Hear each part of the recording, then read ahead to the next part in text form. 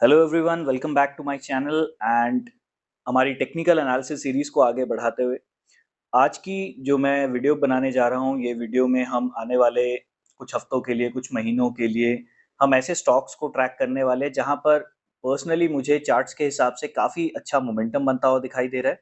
और इन स्टॉक्स को आप ट्रैक कीजिए। प्लस आज की वीडियो में एक बहुत ही इंपॉर्टेंट लर्निंग रहेगी कि किस तरीके से हम ऐसे सेक्टर्स को आइडेंटिफाई कर सकते हैं जहाँ पर हमें मोमेंटम आने वाले समय पर बढ़ता हुआ दिखाई दे सकता है एंड देन वी कैन हम उसका बेनिफिट उठा सकते हैं। बिकॉज देखिए, जिस सेक्टर में मोमेंटम है, अगर हम उन स्टॉक्स को अपने वॉच लिस्ट पर रखेंगे तो हमें बहुत से intraday and swing trading opportunities जो है वो हमें मिलती हैं। सो अगर आपने चैनल को लाइक एंड सब्सक्राइब नहीं किया है तो उसे एक बार लाइक एंड सब्सक्राइब जरूर कर दीजिए। So let's start with our video. तो देखिए, मैंने सबसे पहले यहाँ पर आपके सामने जो चार्ट ओपन करके रखा हुआ है, that is by the name of Nifty PSU bank.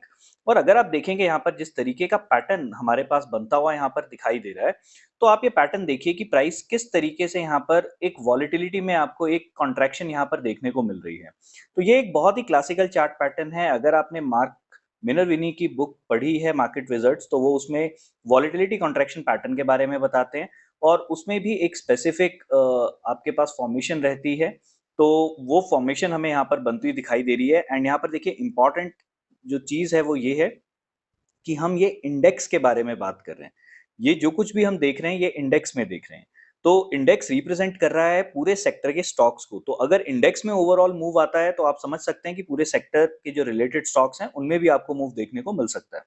तो यहाँ पर अगर आप देखेंगे तो प्राइस अब देखिए यहाँ पर काफी टाइम इस लेवल पर स्पेंड कर चुका है और बहुत ज्यादा चांसेस है कि ये अब इसे ब्रेकआउट कर सकता है एंड बाय नेक्स्ट वीक ये कभी भी आपको ब्रेकआउट करता हुआ दिखाई दे सकता है। तो पीएसयू बैंक्स के स्टॉक्स आपके रडार पर होने चाहिए। अब देखिए क्या क्या चीजें यहाँ पर अच्छी हैं। सबसे पहली इंपॉर्टेंट चीज क्या है कि एक करेक्शन, एक काफी अच्छी रैली के बाद स्टॉक ने यहाँ पर इस पूरे इंडेक्स ने यहाँ पर करेक्शन ली है। देन उसके बाद एक छोटा सा यहाँ पर एक छोटा सा एक रेजिस्टेंस यहाँ पर बना। जो इमीडिएट रेजिस्टेंस मतलब जो था वो यहाँ आप देख सकते हैं 3rd ऑफ जुलाई वाले वीक में वो ब्रेक हुआ एंड देन उसके बाद प्राइस अपने इमीडिएट रेजिस्टेंस, जो मेन रेजिस्टेंस है, वहां पर आकर के ये फिलहाल होल्ड अप कर रहा है।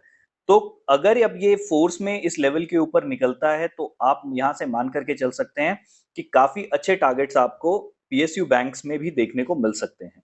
सो आइए अब स्टॉक्स के बारे में बात कर लेते हैं कि किन स्टॉक्स के ऊपर हमें फोकस रखना है। तो देखिए, अगेन सबसे पहला जो स्टॉक मैं आपको यहाँ पर दिखा रहा हूँ, that is by the name of Indian overseas bank. And again, जैसे मैंने आपको बताया था कि अगर आप पीएसयू बैंक्स के जितने भी लिस्टेड स्टॉक्स हैं, अगर आप उनके चार्ट्स चेक करेंगे तो आपको इस तरीके के चार्ट पैटर्न्स, या तो स्टॉक्स आपको on the verge of breakout दिखाई देंगे या फिर ब्रेकआउट कर चुके आपको ऐसे स्टॉक दिखाई देंगे। तो पहला स्टॉक हमारे लिए अगले हफ्ते जिसको हम ट्रैक करने वाले हैं, that is by the name of Indian overseas bank. और यहाँ पर अगर हम देखेंगे तो ये 36.80 रुपीज तक की फर्दर और बड़ी मूवमेंट आगे क्रिएट कर सकता है। देन जो अगला स्टॉक मैंने सेलेक्ट किया है, that is by the name of IDBI bank. अब देखिए, आईडीबीआई बैंक में भी अगर आप देखेंगे तो यहाँ पर स्टॉक ने ऑलरेडी एक रेजिस्टेंस लाइन अपनी ब्रेक कर दी है, जो कि इसकी ट्रेंडिंग रेजिस्टेंस लाइन थी। लास्ट वीक एक डिसेंट कैंडल बनी। इस वीक की कैंडल बहुत ज्यादा बुलिश नहीं थी, लेकिन ये बुलिश में कन्वर्ट हो जाएगा अगर हमें एक और बुलिश यहाँ पर कैंडल बनती हुई दिखाई दे। तो ये स्टॉक भी आपको काफी बुलिश डायरेक्शन में ट्रेड करता हुआ दिखाई दे सकता है। देन बाकी के जो मैंने दो स्टॉक सेलेक्ट करे हैं, इन स्टॉक्स में थोड़ा सा आपको प्राइस एक्शन को समझना है एंड देन उसके हिसाब से आपको ट्रेड करना है। तो अब जो मैंने अगला स्टॉक सेलेक्ट किया है, that is by the name of HCL Infosystem. अब देखिए, ये HCL इन्फोसिस्टम को सेलेक्ट करने के पीछे का रीजन मैं आपको सबसे पहले एक बार समझा देता हूँ। तो पहले मैं इस चार्ट को एक बार आपको वनडे पर दिखाना चाहता हूँ। तो वनडे पर अगर आप इस पैटर्न को देखेंगे तो आपको दिखेगा कि फर्स्ट एक बुलिश गैप, देन अगेन यहाँ पर अगेन एक काफी इंपॉर्टेंट बुलिश गैप। और आप देखिए, जितनी बार भी स्टॉक इन गैप्स के साथ ओपन हो रहा है, वहां पर पार्टिसिपेशन वॉल्यूम बहुत ही ज्यादा हाई आ रहा है। और अगर इस चार्ट को हम वीकली टाइम फ्रेम पर एक बार कर देते हैं तो आप ये समझ पाएंगे कि ये स्टॉक धीरे धीरे अब ऊपर की अपनी जो जर्नी है उसे स्टार्ट कर रहा है। एंड इनफैक्ट देखिए, इंपॉर्टेंट चीज क्या है, यहाँ पर जहां पर आपके पास वॉल्यूम जो है बाय साइड का जो इंक्रीज होना स्टार्ट हुआ है, and you can see on every bullish candle you are looking at huge volumes, बहुत ज्यादा वॉल्यूम्स आ रहे हैं यहाँ पर। तो एक बहुत अच्छी कंसोलिडेशन कंसोलिडेशन पैटर्न को ब्रेक हुआ है with a very good gap up. और गैप्स मैंने जैसे आपको बताया था बहुत ही इंपॉर्टेंट रोल प्ले करते हैं। और अगर आप स्टॉक को बहुत अच्छे बुलिश गैप अप पर विद हाई वॉल्यूम पकड़ लें तो आप मिनिमम 20 to 30% का प्राइस इंक्रीज इसमें जो है वो एक्सपेक्ट करके चल सकते हैं। तो देखिए अब हमारा प्लान ऑफ एक्शन क्या रहने वाला है। तो सबसे पहली चीज तो ये है कि अगर ये स्टॉक आपको समवेयर अराउंड 17 रुपीज मिलता है, आप वहां पर अपने ट्रेड के अंदर, ट्रेड सेटअप के अंदर एंट्री कर सकते हैं और आप मिनिमम 29 रुपीज तक के टारगेट के लिए इस स्टॉक को होल्ड कर सकते हैं। तो ध्यान रखिएगा, इस स्टॉक को अपनी वॉच लिस्ट पर जरूर रखिएगा, बिकॉज यहाँ पर पैटर्न बहुत अच्छा बन रहा है। हम higher highs and higher lows formation को यहाँ पर बनता हुआ देख रहे हैं।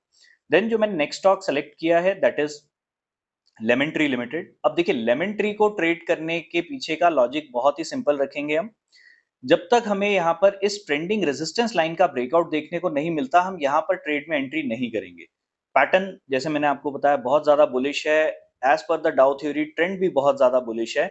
तो उस केस में we just need a breakout. तो आप बिल्कुल भी चिंता मत कीजिएगा कि अगर आपके हाथ से 4 या 5% का मूव अगर मिस भी हो जाता है, अगर ब्रेकआउट 4 या 5% का आ जाता है, तो डोंट आपको यहाँ पर डिमोलराइज होने की जरूरत नहीं है, क्योंकि वो 4 या 5% के बाद फर्दर 15-20-30% का रिटर्न आपको दे सकता है, क्योंकि स्टॉक का मोमेंटम बहुत जबरदस्त है।